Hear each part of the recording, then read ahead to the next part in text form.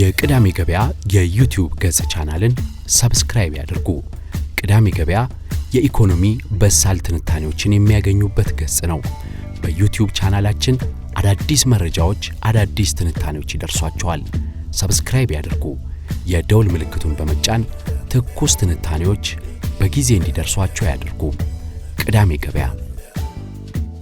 የአሜሪካው ፕሬዝዳንት ዶናልድ ትራምፕ ተኩስ አቁሙ ብለው ለሁለቱም ሀገራት ሰዓታት አስቀምጠው ያላችሁን ተኩሶች አሁን አድርጉ፣ የምታስወነጭፉትንም ሚሳኤል የምትደበድቡትንም የአየር አሁኑኑ አድርጉ፣ ከዛ በኋላ ተኩስ አቁሙ ብለው ካወጁ በኋላ እንትና ጥሷል ቢባልም ጦርነት ላይ ይሄ የተለመደ ነው። የመጀመሪያው ተኩስ አቁም ጥቂት ሰዓታት ቀናትም ሊገፋ ይችላል። ነገር ግን ተኩስ አቁሙ ተግባራዊ መደረጉ ትልቁ ነጥብ እሱ ላይ ነው። ተኩስ አቁሙስ በኋላ ተስማምተው ነው ወይ የሚለው በጣም አነጋጋሪው ጉዳይ ነው። ኢራን ለእስራኤልና ለአሜሪካ ያላት ጠላትነት የሚቋጭ አይደለም። ኢራናውያን ጎዳና ላይ የወጡትም ሞት ለእስራኤል ሞት ለአሜሪካ እያሉ ነው። በዚህ ተኩስ አቁም ኢራን ለእስራኤል እውቅና አልሰጠችም። አሁንም እስራኤል ከምድረ ገጽ መጥፋት አለባት ብላ የምታምን ሀገር ናት። እንደገና ኢራን የኒኩለር መርሃ ግብሯን ታቆምም የሚታወቅ ነገር የለም። በሌላ በኩል ደግሞ አሜሪካ ከፍተኛ ጥቃት ነው የሰነዘረችው። በጣም ከ60 ሜትር በላይ መሬት የሚሰረስሩ ቦምቦችን ነው፣ በጣም ግዙፍ ቦምቦችን ርዕደ መሬት እስከሚያስከትሉ በተወሰነ ኪሎ ሜትር ራዲየስ እንደ መሬት መንቀጥቀጥ የሚያስከትሉ ቦምቦችን የጣለችው። ግን ስለ ጉዳቱ ይፋዊ መግለጫ አልሰጠችም። ስለዚህ ኢራን ምን ያህል ነው የተጎዳቸው የሚለውንም ማወቅ ይፈልጋሉ። ተኩስ አቁም ማድረጉ በአንድ በኩል ለሁሉም ሀገራት ማን ምን ተጎድቷል፣ እኔስ ምን ነው የተጎዳው የሚለውን ለማወቅ እድል ይሰጣል። ምክንያቱም ግጭት ላይ ጦርነት ላይ ያሉ ይህንን ስሌት መስራት ቀላል ስላልሆነ፣ በእስራኤልም በኩል ደግሞ ምን ያህል አቅም ነው ያለኝ፣ ምን ያህል ነው ኢራን ላይ ጥቃት የሰነዘርኩት፣ ያደረስኩት ጉዳት ምን ያህል ነው፣ እኔስ ከኢራን የሚመጡ ጥቃቶችን የመቋቋም አቅሜ ምን ላይ ነው የሚለውን የምትገመገምበት ይሆናል። ስለዚህ ተኩስ አቁሙን ሁሉም ይፈልጉታል ማለት ነው። ያለውን ቁመና ማን ምን ላይ ነው፣ ነገ ምን ሊያደርግ ይችላል የሚለውንም ለመተንበይ ይህንን አሰስመንት መስራት ጦርነት ላይ ያሉ ወይም ግጭት ላይ ያሉ ያለውን ቁመና ከማጥናት ይልቅ ግጭቱ በርዶ ቁመናን ማጥናት የተሻለ ነው የሚሆነው። እንግዲህ የኢራን ዋነኛው ዲፕሎማት የውጭ ጉዳይ ሚኒስትሯ በሩሲያ በቱርክሜኒስታን ሲጓጓዙ ነበረ። ያው በእርግጥ ግልጽ ነው ከሩሲያ ወታደራዊ ድጋፍ እንደማያገኙ። ምክንያቱም ከእስራኤል ውስጥ ካለው ወደ 10 ሚሊዮን እንደዚህ ገደማ እስራኤላዊ መካከል ቢያንስ 1.5 ሚሊዮን እስከ 2 ሚሊዮኑ ራሻኛ ተናጋሪ ነው እና የሩስኪ ቋንቋ የሚናገር ሩሲያ ውስጥ ያደጉ የሩሲያ ቤተሰብ ያላቸው ናቸው። ኔታንያሁም የሩሲያ ቤተሰብ አላቸው እና ሩሲያውያን ከእስራኤሎች ጋር ያላቸው ቁርኝት ጠንካራ ስለሆነ በቀላሉ ለኢራን ድጋፍ ያደርጋሉ ተብሎ አይታሰብም። ግን የኢራን ውጭ ጉዳይ ሚኒስትር በዛ ሲዘዋወሩ ነበረ። ተጎድተናል ግን አልተንበረከክንም የሚል መልእክት ነው ያስተላለፉት። ዶናልድ ትራምፕ ደግሞ ወደ ግጭት እንዳትገቡ አቁሙ የሚል ማሳሰቢያ ነው የሰጡት። በአጠቃላይ በግጭቱ ከኢራን በኩል 610 ሰዎች መሞታቸውን ከእስራኤል በኩል ደግሞ 28 መሞታቸውን የሁለቱ ሀገራት መረጃ ነው። ይሄ ሁለቱ ሀገራት ያመኑት ነው። ዶናልድ ትራምፕ ኢራናውያን በጣም ጠንካራ ነጋዴዎች፣ በጣም የቢዝነስ ሰዎች፣ በጣም ብዙ ነዳጅ ያላቸው ናቸው፣ ያገግማሉ፣ የሚያምርባቸውም እሱ ነው ብለዋልና ወደ ኢኮኖሚ እንዲመለሱ ጥሪ አቅርበዋል። እንግዲህ ይሄ 10 ዓመት በመግቢያ ላይ እንዳቀረብኩት ከ2020 ጀምሮ ያለው 10 ዓመት ከ1960ዎቹ በኋላ በጣም አስከፊው የኢኮኖሚ ዓመት ነው ብሏል ዓለም ባንክ። በጣም ዝቅተኛ እድገት ያለበት ነው። በዚህ ላይ ነው እንግዲህ የዩክሬን ግጭት፣ አሁን ደግሞ የኢራንና የእስራኤል ግጭት፣ የጋዛ ግጭት ወደ መድረኩ የመጣውና በዚህ ሂደት ውስጥ በዓለም ላይ በከፍተኛ ደረጃ ይሄ ሰፕላይ ሳይድ አቅርቦቱ ክፉኛ ተጎድቷል። ምክንያቱም የመርከብ ማጓጓዝ ዋጋ በጣም ንሯል። ወታደራዊ ድጋፍ የሚፈልጉ ጥበቃ የሚፈልጉ ነዳጅ እንደ ልብ እንደ ቀድሞ የሚጓጓዝበት ሁኔታ አልተፈጠረም። የተፈጥሮ ጋዝ ከአውሮፓና ከሩሲያ እንደ ልብ ወደዚህ የሚልበት አይደለም።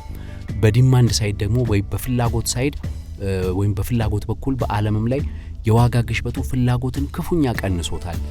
የሰዎች የመግዛት አቅም ተዳክሟል።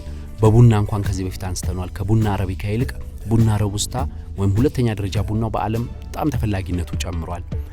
በዓለም ላይ አሁን በጣም የዋጋ ግሽበት ያለበት ነው። እንዲያውም አንዳንዶች ስታግፍሌሽን የሚለው ደረጃ ላይ ደርሷል ኢንፍሌሽኑ ይላሉ።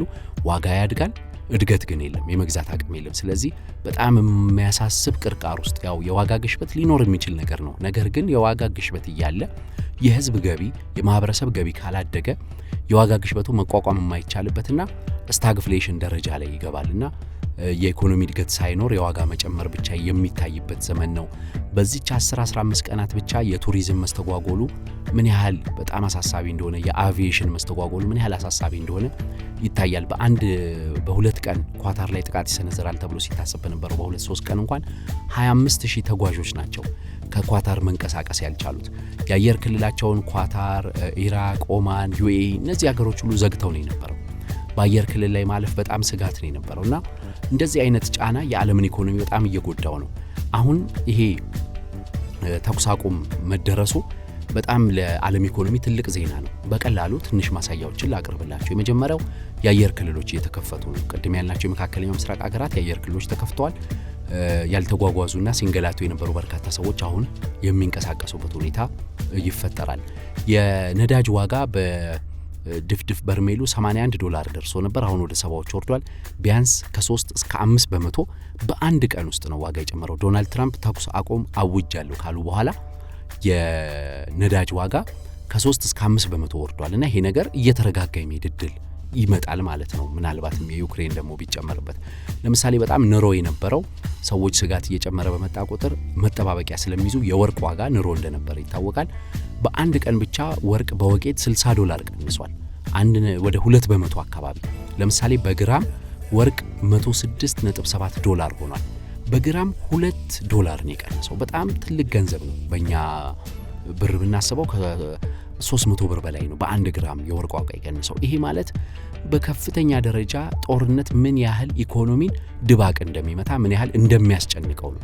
ካፒታል የኢኮኖሚ እንቅስቃሴ በባህሪው በጣም ሰላማዊ እንቅስቃሴ ነው የሚወደው፣ በጣም ሰላም ነው የሚወደውና የኢኮኖሚ ስጋቱ በጣም አሳሳቢ ነበር። አሁን ምናልባት በእስራኤልና በኢራን የሪኮንስትራክሽን ወይም የመልሶ ግንባታ ወጪ በጣም ከፍተኛ እንደሚሆንና ቢሊዮኖች እንደሚያስወጣ ይገመታል። የጦር መሳሪያ ፍላጎትም ያው መልሰው መገንባታቸው ስለማይቀር ያ የሚጠበቅ ነው። ቱርክ በርካታ ሚሳኤሎችን መገንባት ትቀጥላለሁ ብላለች። ራሻም ደግሞ የትኛውም ይሄ ጸረ ሚሳኤል የማይመታው ሚሳኤል የማምረት እንቅስቃሴ እንቀጥላለሁ ብላለች። እንዲቀጥሏል። እንግዲህ ዶናልድ ትራምፕም ወደ አውሮፓ ሄደዋል እና በኔቶ ስብሰባ ላይ ምናልባት የዩክሬንን ግጭት የሚያስቆም አንድ ነገር ያደርጉ ይሆኑ የሚለውም ሌላው ጉዳይ ነው። ዶናልድ ትራምፕ የሰላም ሰው ነኝ እንዳሉት፣ የጋዛን ግጭት አስቁም ያለው እንዳሉት፣ የህንድና የፓኪስታንን አስቁም ያለው ብለዋል። ብዙ አወዛጋቢ ነገር ከህንድ ጠቅላይ ሚኒስትር ቢነሳ አሁን በጣም የተፈራውን የኢራንና የእስራኤልን ግጭት አቁሙ ብለው አዘዋል። ይሄ ለዓለም ኢኮኖሚ ትልቅ እፎይታ ነው። ይሄ ዘላቂ ሲሆን ደግሞ የበለጠ የተሻለ ሁኔታ ይመጣል። እኛ የምንመኘው እንግዲህ ሁሉም ወገኖች ወደ ጠረጴዛ ወደ ድርድር ተመልሰው ከጦር መሳሪያ እሽቅድምድም ይልቅ የልማት እሽቅድምድም ላይ ትኩረት ቢያደርጉ ነው።